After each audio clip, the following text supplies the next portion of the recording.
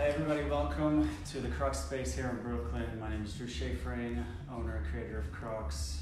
Happy to be here with everyone today. What we're going to be doing is some inverted layering. We're behind the chair in St. Louis. I fell in love with education and with haircutting before I had the opportunity to even really become an educator. And what we're going to be doing today is I'm going to be sharing ways that I've found to stay creative with eliminating weight. You know, right now we're talking a lot about this balance of texture and shape. And with shape, that's going to be coming back in as a stronger element to haircuts. We've been really taking weight out so much. Now, how do we take weight out, respecting the shape and kind of keeping that balance? And today we're going to do something a little bit different. Most of you, if you've been watching and keeping up with what I've been doing, a lot of it has been eliminating and really getting rid of a lot of weight through means of layering or slicing and point cutting. So today is going to be all blunt cuts, all straight lines, and we're utilizing elevation and our angles to really get that softness. So it's going to be kind of a little bit of a different view for you today. Again, welcome. I'm on two different screens. I'm on Instagram Live with Crux, and then I'm on Facebook Live with my personal Drew Schafering. Nina's on the mic, or on the cameras behind. Say hi, Nina. Hey. So I'm also playing with the mic today. So if you're watching on IG Live, you're hearing this mic audioed up to it. If you're on Facebook, you're not. So we're kind of playing with the format, seeing what works best for you. So if you like it or if you don't like it, you have recommendations, please shout out. We're here for you guys. So first what we're doing is I'm applying a little bit of water-based mousse into the hair. Now a lot of people ask why, we put products in the hair. Obviously we do it for control. We do it to keep the hair saturated for moisture. In this case, I'm doing it for all of that. I can control it better, but I'm also doing it because the look, the shape, the texture, it's all gonna start to show up in the hair as we're cutting it. And this is one of those things where one of the things we love about dry hair cutting is that we get to actually see it unfold. It doesn't lie. It tells us exactly what's going to happen. This is going to kind of do the same thing for us. As we work through it, the shape's going to take place and that mousse is going to kind of activate the texture in there. So we're going to start by taking a section that's going to isolate the hair on top of the head, where the head is round, versus the hair below the head, or below the round of the head, where it's flat. So essentially, if you take two combs and kind of place it through here, this is where the corner of the head is. Another thing that I like to have people do is actually feel on your own head and feel the parietal ridge, where it goes along and then drops down almost to the occipital. It's not a straight line. That's what we're going to be looking for. So to find it, easy way to do it, comb all the hair back away from the face. Anytime we're doing parts in the hair, creating sections, combing the hair the direction we're going is going to give us a nice clean line. So I'm working through here, finding that ridge. I'm just going to press in. Again, notice the Crux combs don't have a parting tooth. Why? We don't need them. We press into the scalp, drop down along that ridge, separate, nice and clean. So staying with the essential and minimal form of everything with high function. Utilizing that wide teeth of the comb to create our partings, the fine teeth to really control the detail. So we're going to clip this up in a way and create symmetry on the other side. Now this has always been tricky for myself. A lot of times we're in the salon and we have a mirror in front of us and we can create a parting on one side, but then the other side we're bouncing back and forth. If you were my mirror right now, a trick that a friend of mine taught me early was face the client's side that you just finished towards the mirror. Now I would be able to look in the mirror where you are and create my other side while mimicking it.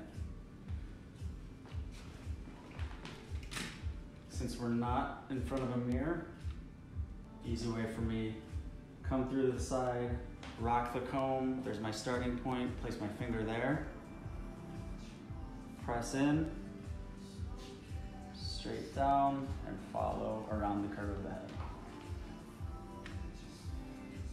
So I think one thing that we, whether you can consider yourself a very tidy craft hairdresser, you're very meticulous, whether you are very fluid and free, I think that balance is important either way. And one thing when we're creating a haircut with, whether it's one section or several, it's really, really important to take into account balance, because if this is off balance to start, you can cut this perfect, it doesn't matter, that's not going to be balanced. So the effect that we're going for is eliminating weight. So quickly what I'm going to do is I'm going to turn her, and I'm going to start in the back, and we're just going to create a more solid weight line through the perimeter to work into the layering through here. So tilting the head forward, and we can notice this isn't quite balanced. So I'm going to take this up just a little higher.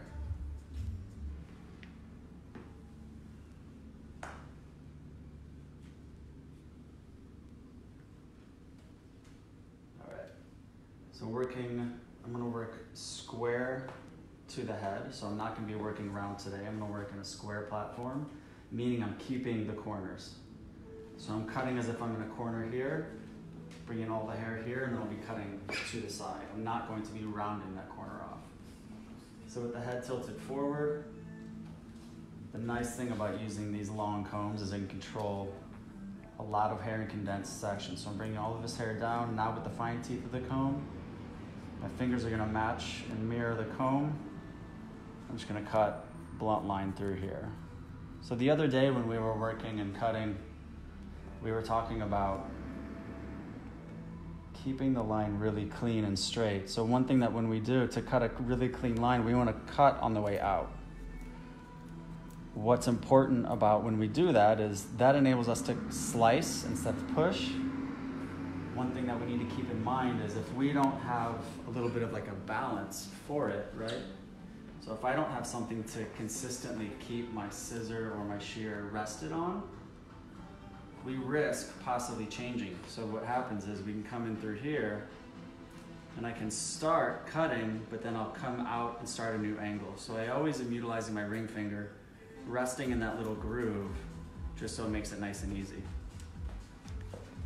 I think a big part about when we're working, whether it's behind the chair, any job really, where we have a craft and there's inconsistencies that can show up based on our movements, we need to create as many autopilot systems as possible.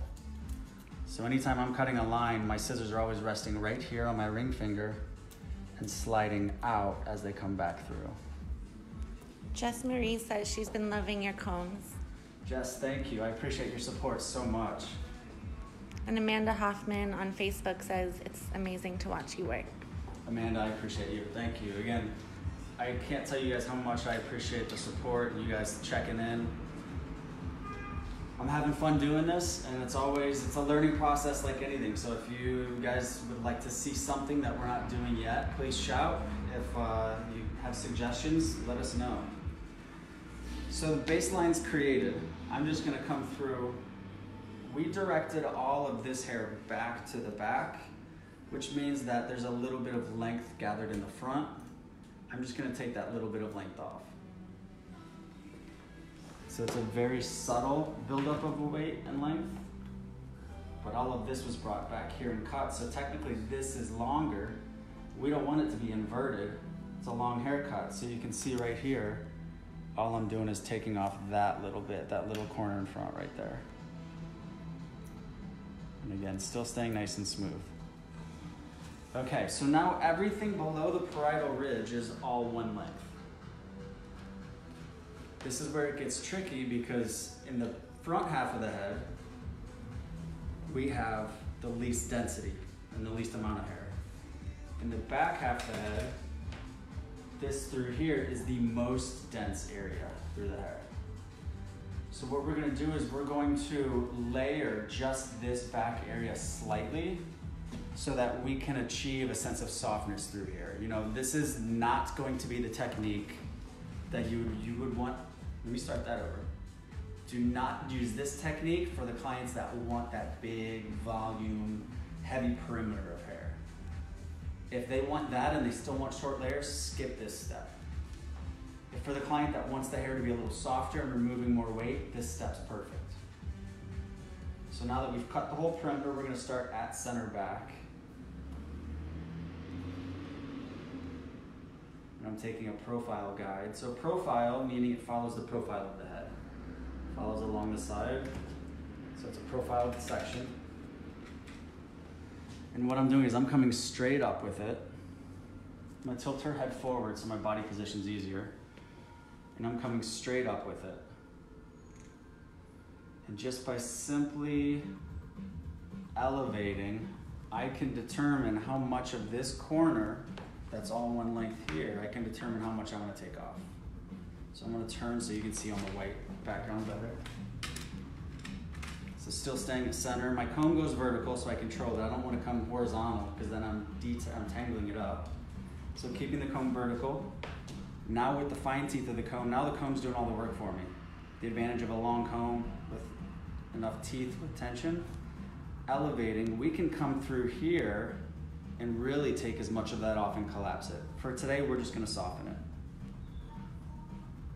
So I'm gonna come vertical, my fingers are gonna match my comb's gonna elevate out, and I'm gonna take off that bit of the corner. So we're taking off a little bit above the occipital. And again, we're working blunt today. So this is a technique that if we look at what we did, it's just softening the ridge on this outline here.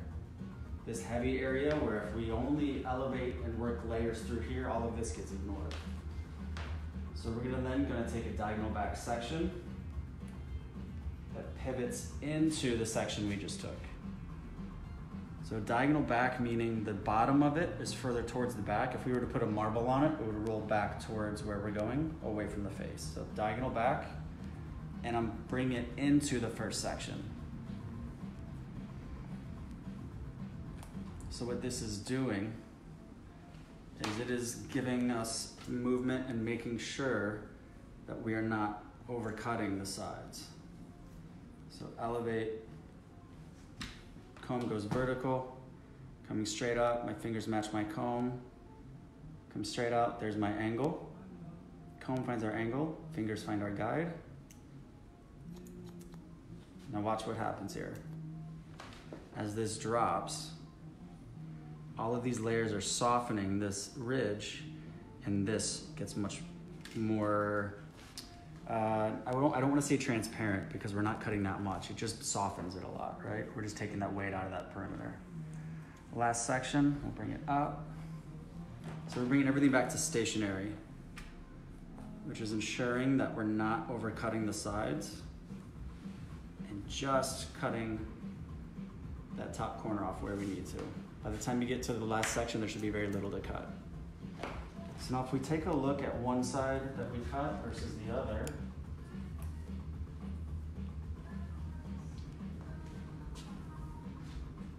on the mannequin it's hard to tell, but you can see this side is a little bit lighter. The layers are starting right through here. So they're starting about an inch above the perimeter. Through here, this is all one length. So this is gonna have more movement and softness. This is gonna be a little bit more stationary or stagnant.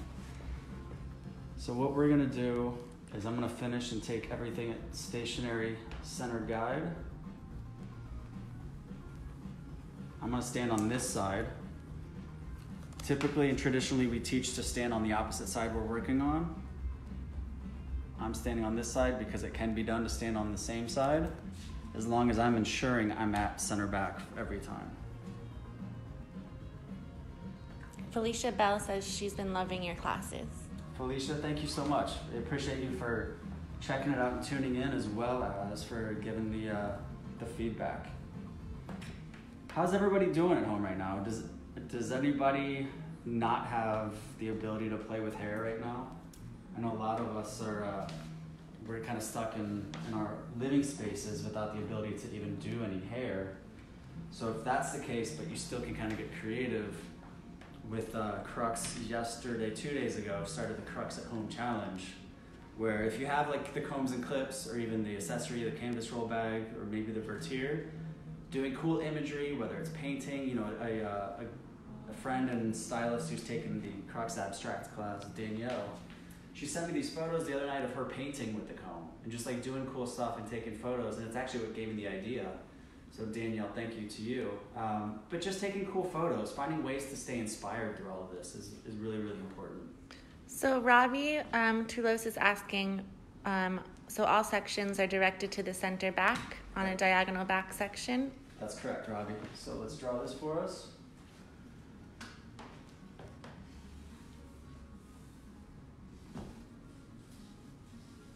I am terrible at drawing heads sometimes, so bear with me. Okay, so we have isolated everything above the round of the head through here. All we're working with is the back underneath. So this is the back of the head, this is the front. We cut everything square, pulling everything back, blunt, and then everything below the round of the head was directed to stationary and was elevated out, and that little corner was cut off to give it a little bit more softness when it falls. So now that's it. That's the bottom perimeter of the haircut, right? So very simple. We're not having to go back in and texturize. Yes, it's mannequin hair, so it's a little bit different. But that little detail, the reason we're bringing everything to the back center is because we're starting where it's the most dense, and then we're bringing everything towards it, so we're saving hair away where it's the least. So we're saving hair where it's not as dense, and we want to keep it. A lot of people said that was very helpful. Cool. I'm really glad. Thank you guys for that feedback. So now we're going to just work off of a middle part for today. So combing the hair, natural fall.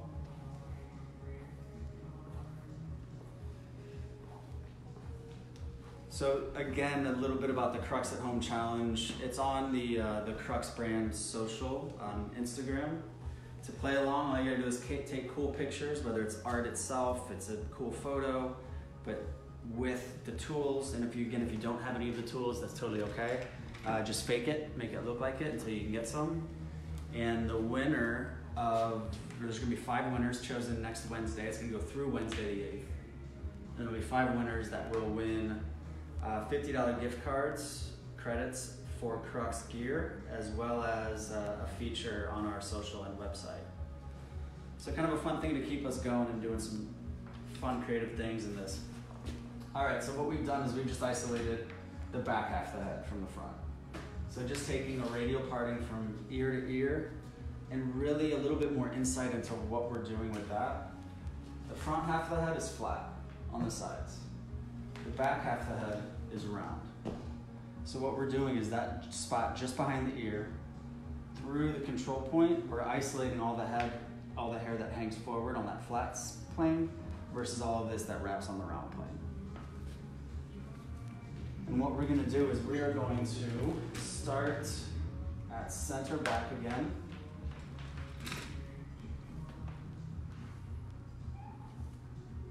We're going to take a center vertical parting down the profile, and this is going to be a guide. And we're going to elevate it. So now the tricky part, if you're not used to working with slight disconnection and you're used to connecting everything, this may be new for you. For some of us, this might be a review. But we have all these layers that we've cut underneath here. So if we work with this is our perimeter. And there's some of the layers that we cut. We can connect all of this. The difference if we connect all of it is it's going to be slightly shorter in the middle, get slightly longer towards the sides. I'm going to let this little bit not connect to the shortest piece. What that's gonna do is instead of all of this hair connecting and falling straight in line, what that's gonna do is it's going to allow these to get shorter and shorter and shorter. Instead, we're gonna do this. So I'm gonna hold it up against the white wall so you guys can see right over my shoulder. If I'm pulling and elevating this up, I wanna really invert this for some volume in her crown area. We can connect all that. Her layers are gonna get pretty short. Or we can disconnect it and let that go a little bit longer. Because what that'll do is let's just do it. We'll show both ways. Ira says he loves the faces on the dolls, and Robbie is asking, is this one of your creations? If so, what made you create this look? Okay, Ira, thank you, buddy. I love you. You're an amazing guy. I'm enjoying getting to know you through this awkward social distancing time. Robbie, yes, this is something I created. Honestly, this kind of blueprint, I don't call things haircuts because I don't think it needs to be followed. It's kind of like a blueprint for a cut. Because when I was spending a lot of time in the salon, especially in St. Louis before I moved to New York, a lot of clients, whether they're young, old, in between, they want volume and height through here. And we can cut really short layers and cut really short to really long, and it'll all fall like this. And that works for a lot of us, right? It works for a lot of younger people as well. But as clients mature, as they need a little bit more, say maybe a commercial look, we can't take that really sharp angle, but we still need to create the volume here. So what we're doing is we're softening down here while adjusting the layering here so it doesn't have to go as short to long. We have a little more customization of it. So it's all about creating movement and volume where we want it. If you have questions after this, Robbie, or if anybody out there, the head sheets, if they don't do justice for you and you like a little bit more insight, just send me a message and I'll help you out as much as I can. So Nina, if you come over my shoulder and look at this. So what we've done is we've taken that angle and see how it did not connect it? That's an option that you have. We can go through and not connect that and even let that go a little bit longer. So when it falls, watch what happens with this little peak right here. As it's falling, see how it's giving a little bit more length on the surface of those layers? It's making sure that these layers aren't so caved in and compact. It's kind of like a little disconnected variation of it. Everything else, we repeat and do the same thing, just bring it into center. So I'm gonna move her. And again, we're gonna do diagonal back. And the reason I'm doing diagonal back is because it's allowing the hair to flow back and away from the face a little bit more. It's just kind of hugging the head shape. So again, combs in, find my angle, fingers find my guide, and just working a nice clean line.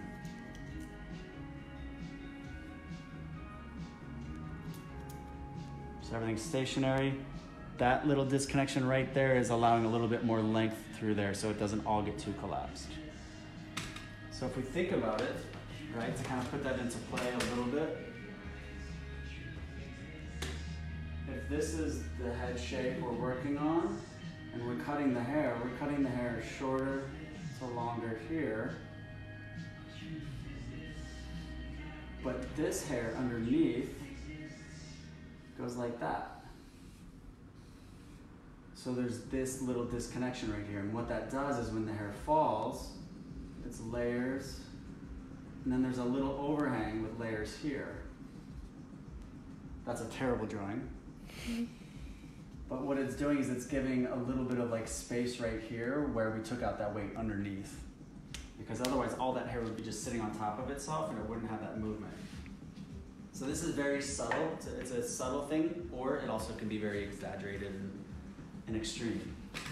So I'm gonna take the last section on this side, bring it up and in.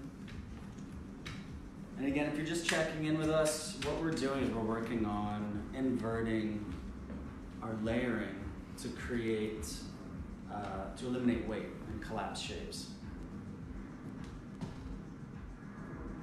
That's another thing I love about these combs is that it enables me, you know, working with clients, we have enough stuff going on in our head.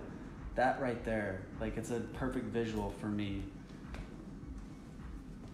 to not have to be thinking about every little thing I'm doing and to be able to follow these kind of systems. So if we look at one side versus the other, we can see, this is also why I start to put mousse in the hair. You can see the texture starting to show up, the things happening. We're gonna flip to the other side. I'll show you how I work cutting this way. You know, a lot of times we want to set things up to be consistent for us across the board, and when we're cutting, by human nature, we're more consistent pulling towards our chest than we are pushing away. So if I stand on the opposite side with a center profile guide, it's going to be more consistent that I'm here as opposed to pushing away from me towards a guide. So working, tilting my angle of my comb, again, benefits of a long comb, finding my angle, fingers find my guide. If you don't see it, don't cut it, find it again. There we are.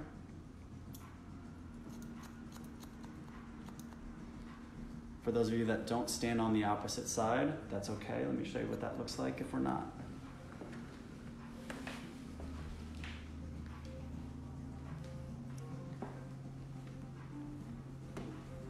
So Robbie's asking, so this blueprint would probably work with many hair types and lengths? Yeah, you're right. So thank you, Robbie. It will work with a lot of hair types and lengths.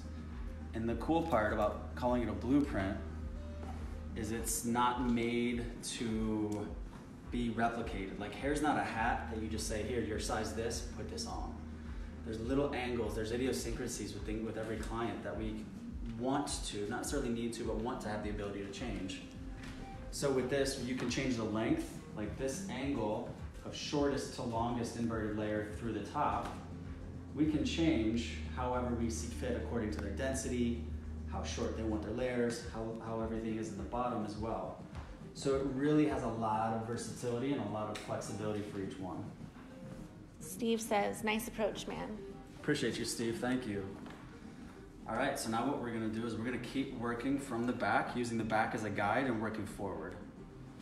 Now, weakest, most least dense area in the front half, especially in the hairline.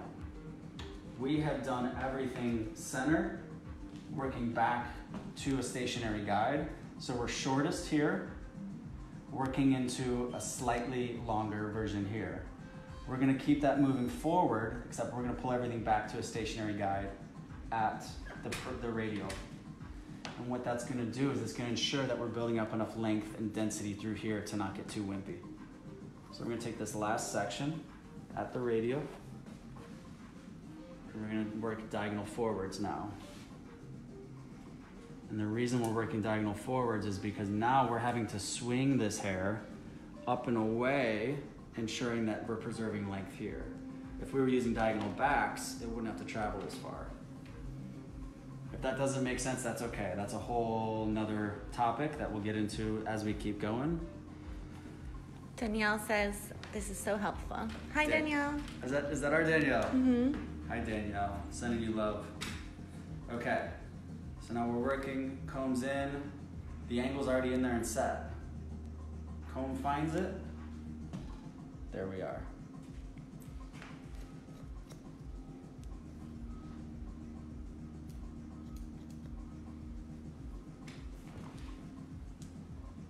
Now it's really important we keep taking diagonal forwards and that we stay consistent with our movements here. What I mean by that is keeping the hair in its natural fall. We're combing everything back in a way, but we're not distributing this hair down here in this section. It's coming straight back. So it's still in natural fall order. It's just over-directed and distributed back to the radial. Fine teeth of the comb. So we're working with consistent tension. I don't work with really tight tension. Reason for that is I don't have very tight tension for my fingers. My fingers have really big spaces in them. So one thing I do, if you guys have been following along, or if you haven't, that's okay. I utilize something called the triple clamp a lot. And what that does, let me get all this hair out. The triple clamp enables me to press the hair in my fingers here and then have my ring finger against that on the back side as well. So it's a way of maintaining a tighter tension through here. I do the same thing even when I'm cutting without slicing. I overlap my fingers that way. What I'm doing is I'm not relying on my comb or on my fingers. When I'm cutting, I'm not looking at my fingers for a straight line. What I'm doing is I'm utilizing my comb, white comb on dark hair, finding that angle. Now I just visualize, boom, and visualize the line through there. I find that works better for me because these are never gonna be straight. We always do things to manipulate it and make it easier for us to cut. Hair Painted by Jen is asking if the front of the ear is not disconnected. the front of the ear, so everything in front of the radial is not disconnected, no. Because at this point, the only spot where it's disconnected is in the very center. And I'll show you what I mean. It's a good question, Jen, thank you. So again, bringing everything back, spending more time combing than we do cutting always, right?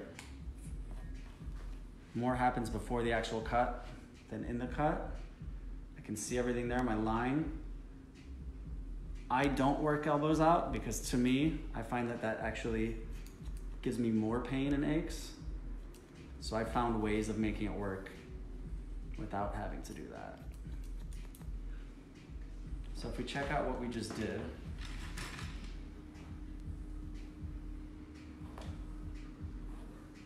we collapsed, gave layering through here, still through the top without sacrificing the perimeter shape. So the layering pattern gives a nice soft face frame naturally through the layers. Jen, to your question, great. If that disconnection is really only in the center back at the occipital, because we pulled it out here, it was slightly disconnected. All of this gets longer and we run out of hair to cut. All of the layering up here gets cut, so when this falls and we use this as our guide to the sides, we're using this hair at the bottom underneath it as a guide. There's not enough hair on the sides of the head to really make it worth it to disconnect underneath unless we're doing like an overcut or undercut or something like that. Solid question. And if that doesn't answer and give you clarity on it, ask some more. Same thing, pop into the other side. Working from the radial. So we want to make sure we gather enough of that hair. See, now this is our guide. So the disconnection is really not going to exist. If we pull this hair up, hair that we've cut in the back half of the head, the disconnection doesn't really exist because we ran out of hair. So you can see the angle through here. There's my guide. There's not really a disconnection anymore. Robbie says, so by using diagonal forwards on the sides of the head, will that push the weight towards the face? It will, so here's the thing, it will push the weight towards the face slightly, but it's not going to collapse the face. What we're doing is we're basically building the shape through here. If we took diagonal backs, so let's see what this does, right? If we took diagonal backs instead, if this is our guide from the back, and instead of diagonal forward, we took diagonal back, the top of this section is moving more than the bottom. What that means is I am cutting more of the layering. My guide is right there. I'm cutting more of the layering here, significantly more, because more of the section from the top is in. We're going to be cutting more through there, as opposed to, if we go diagonal forward, the bottom of this section is having to move more before it's cut, so we're preserving length in the bottom. The top on the diagonal back, we're preserving more length nowhere, if that makes sense, because it's all getting cut. So it's more length up, more length forward. There's less movement through there. So diagonal, you could use diagonal backs, but you're going to be cutting off more hair. He says thank you. You got it, dude. And then Amit says hi. Hi, Amit. Hey, Amit. What's up, brother? So working. I'll let you watch over my shoulder. So we're still coming in. We're staying square to behind the mannequin or client. Comb's coming up. My comb's finding my angle. Fingers are just finding and holding my guide.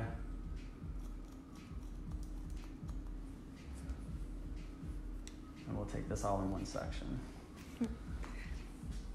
Robbie says he's been doing hair for 28 years and he's still amazed. That's amazing, Robbie. That's the cool part about all this, isn't it? Like, that's why when we're working, I don't believe in the like stand up here and tell you this is the way to do anything, because I think we've all been in classes where people do that and they say, hey, this is the way, there's no other way, and I just don't subscribe to that. I don't believe in that. Because there's so many ways of doing everything, there's just kind of the right way for that moment. So again, if we look at by bringing all of this hair up and in, it's now going to collapse and it's going to hug the head shape in the face. These layers, since they were brought back here, it's a stationary guide, so essentially we can take it all in once. But what we're doing is we're ensuring that with those diagonal forward layers that we're not cutting off this front area. So we're not essentially pushing the hair towards the face, we're building shape. If we look at the layering pattern of it is going to enable all of this to be pushed away from the face because it's lighter. So if we check for balance, we're having a good day, right? Because this hair should be shortest in the center. So if we just take a cross section of what we did, moment of truth, we're shortest in the center, right? So we're concaved. There we go. Slightly longer on this side. So I would go back in and just whittle a little bit of that off. And that happens, right? And that's just down to consistency, angle, everything else. So the way I would finish this haircut off is, we know that elevation, the higher the elevation, the softer the result when it falls, right? If we did everything at a high elevation and it was brought back here, we know it's gonna fall softer this way. So let's say a client needs a little bit more strength in this. They don't want it quite as wispy. Well, for those of you that watched earlier this week, we were working a haircut and we approached working the face framing in this fashion from the bottom up. We can strengthen all of this by working at a low elevation. And what we're doing is we are combing the hair towards the face. Natural fall, so we're not distributing the hair from the back to the front. We're just combing it and slightly angling it towards the front. Very different. Outside of my comb does a C shape, and I lay the hair across my hands, and I can cut up. So we're never following our fingering along these. So that enables us to just at a lower elevation, the hair doesn't move as much after we cut it. It gets a little bit more definition in that perimeter. So that's the cool part about this haircut, and we can continue to go through.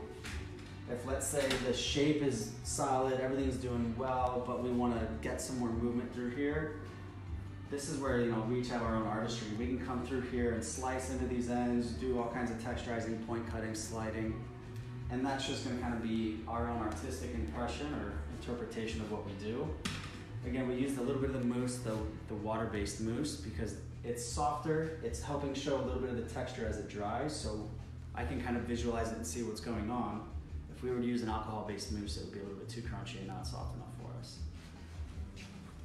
To recap just a few things, again, whole idea was inverted layering, so short to long, inside out. We started at this, cutting the perimeter, so everything was brought back behind the head to the perimeter. We just cut blunt. We didn't do any point cutting, so everything was brought back behind the head, kept the corners.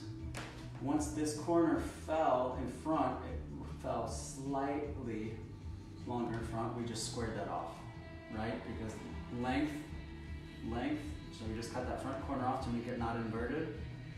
And then everything was brought to the center top of the head as a stationary guide, working from the crown, each section to the stationary guide. So we cut that off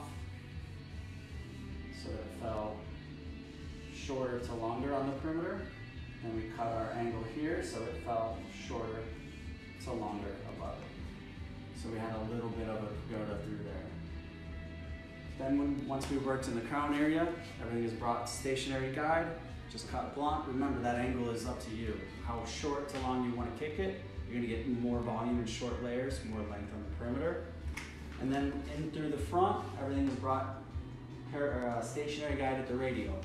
So what that did is once hair is brought away from the face, it has to fall back towards the face. So that layering allowed it to collapse without sacrificing that perimeter. And again, if you guys haven't tried these combs, there's a reason that I spent 2 years working on this, and this is not anything new in terms of shape, design, or something that hasn't been made. The combs are made from a mold that are classic cutting combs. for years, I spent so much money and time playing with different combs because I loved tools, right? I always felt like if I had as many tools as possible, it would make me as prepared as possible. It's almost like overcompensating for my lack of knowledge and expertise. As I got deeper into it, creating collections and curriculums for L'Oreal Professional, I realized this is really all that's needed for the majority of cutting. The reason for these combs, it's a finger's depth or length in wide teeth as well as fine teeth. We can control much more hair when we're working with a longer comb. It's more leverage. The white on black gives us visualization of lines and angles. I can remember to do this and match this much better than I can with the short comb like this. As well as the genetic makeup of it. So it's carbon fiber and nylon. So the carbon fiber makes it heat resistant up to 380 for about 8 to 10 seconds. The nylon gives it the flexibility. And then on top of that, there's a matte finish to it. So we're working with product, with water a lot of times. When our hands are slippery, nobody wants their comb falling out of their hand. In addition to that, I don't know about all of you, I played sports growing up, right? And I remember lacing up my Adidas kicks or my hockey skates, and whatever brand they were, that meant a lot to me. So the matte finish, when I'm holding this in my hands, it feels comfortable, and it's kind of like a little reminder to myself. All of the things that we're talking about, when you have a tangible feel to it, it's also an instant reminder. So every time I pick this comb up to cut, all of this stuff going through my head is instantly running through my head because it's like, oop, we're back to it. Kelly on Facebook is asking, do you sell the combs? Where can they find them? So yes, the combs are sold at cruxbrand.com. So it's www.cruxebrand.com. Right now they're actually on sale. They're normally $15. They're on sale for $10 at the moment. And that's indefinite in terms of how long it'll stay like that. I'm just trying to pass as much savings as I can on to all of you in this time. So if you'd like to try them, they're on sale. We also have some great clips. I'll talk to you guys about those in another time, but they're everything, again, streamlined, minimal in form, designed to be sexy and extremely functional. The rubber top, again, not slipping, and the silicone band protecting and doing a lot of work in there. So we'll talk about those another time, but thank you all for supporting, for showing love, and for tuning in. This is gonna stay live again for the next 24 hours. Again, if you want to keep it, all you have to do is go back, replay it, drop the screen recording option, hit that, and you'll be able to keep it forever. Reach out to me with any questions that you have, and I would love to chat with you all soon. Anything else, Nina? Just getting a lot of love. All right, thank you guys so much. Have a great weekend.